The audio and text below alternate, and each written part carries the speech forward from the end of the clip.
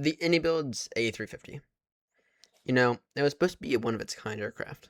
Yet when it released, I was kind of confused. I mean, should I like it? I mean, it's nice, but it's not exactly what I expected it to be.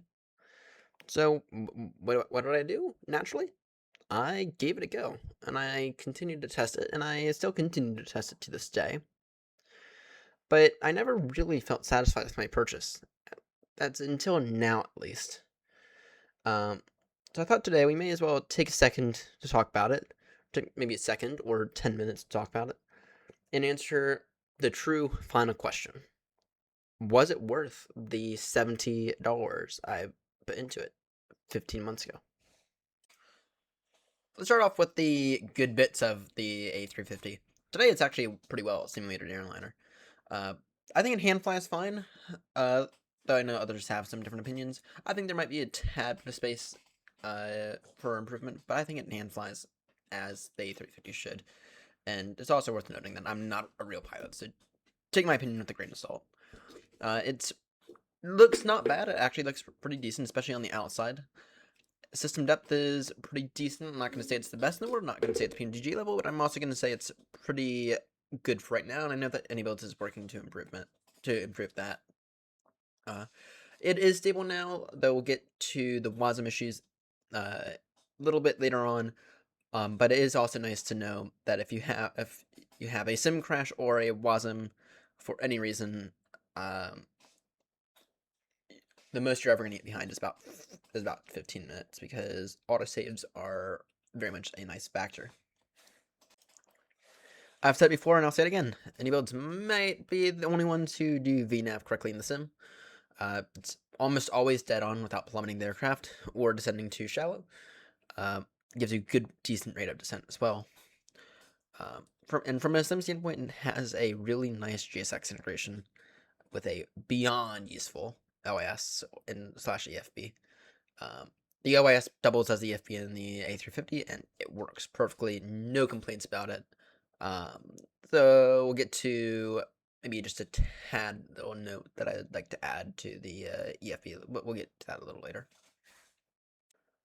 All right, moving over to a development side of things, it has a really, really good paint kit. This paint kit that they have, I mean, is there room for improvement? Yes, but it gives you a bunch of options. You can configure a livery to be exactly how you want it to be with these specific antennas on the top of the aircraft. Um, it has a good documentation. It also offers you a full PSD and Blender option. So if you prefer using Blender for liveries, which makes sense, you have that option. If you prefer having a PSD, you also have that option.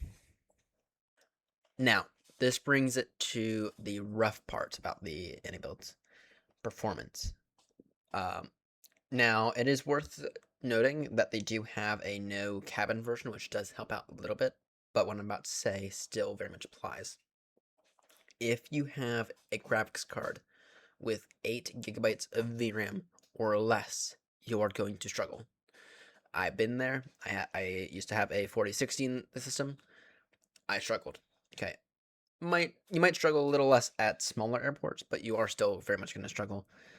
At Heathrow and Gatwick, to be honest, your best option might be an Autoland, just because your odds of getting down smoothly and safely not very high, especially if there's lots of traffic on VATSIM, for example.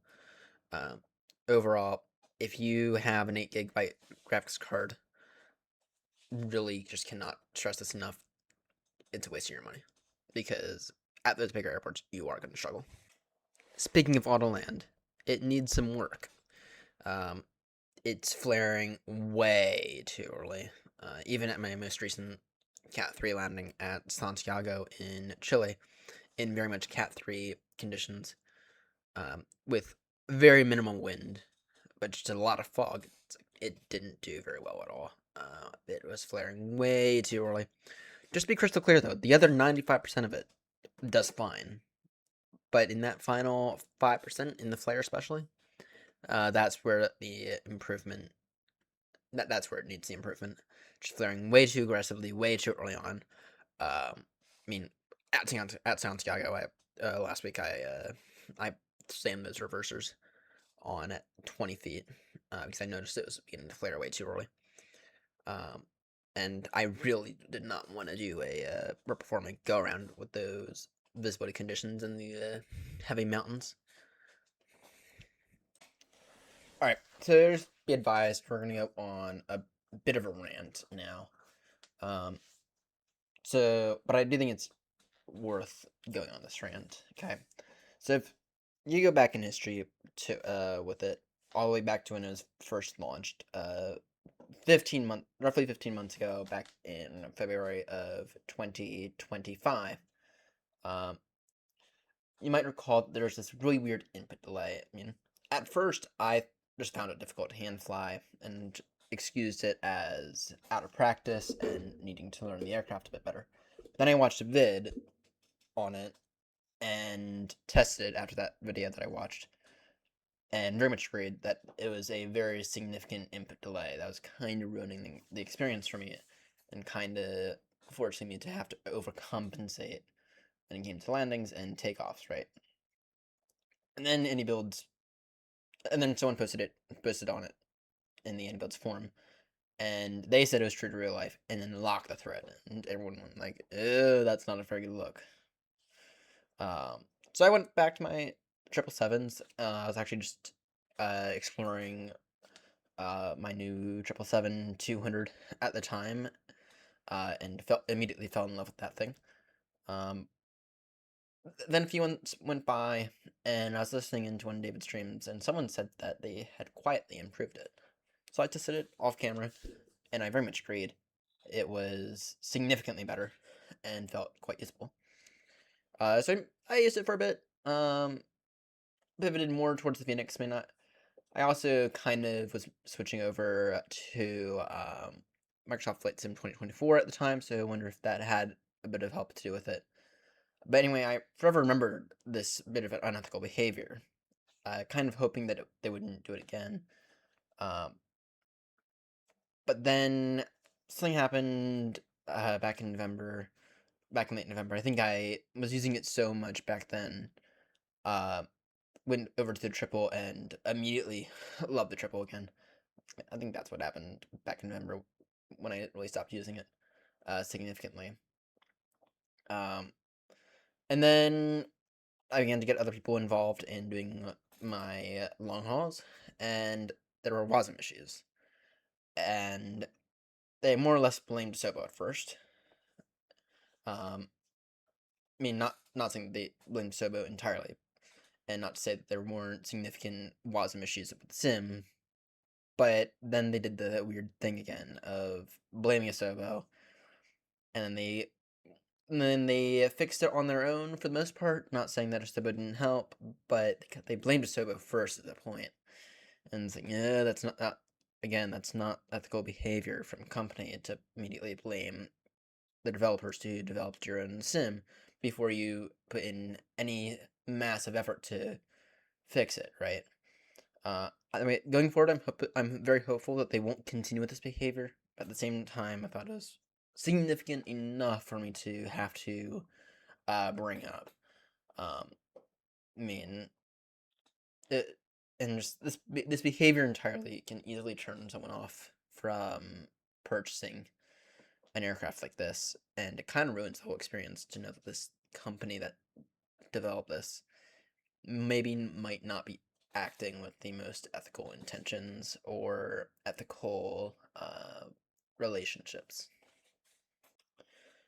However, if you can ignore that, if you can figure out a way to make the flight directors look good, I mean, I was able to figure out eventually, which I haven't brought up the flight directors yet in the video. I was able to figure out eventually. Thank you, Grumpy, for helping me out on that front.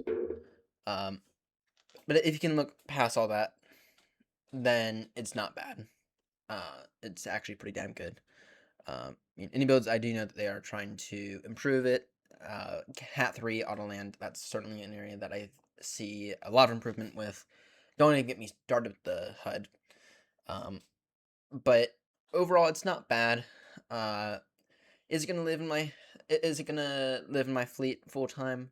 Probably not, to be honest, just because I'm more of a 777 guy myself, and I kind of prefer the A340 600, but it's not bad. It's definitely worthy of my time every once in a while. I mean, I'm not gonna fly it often, but it'll be something I fly maybe every once in a while.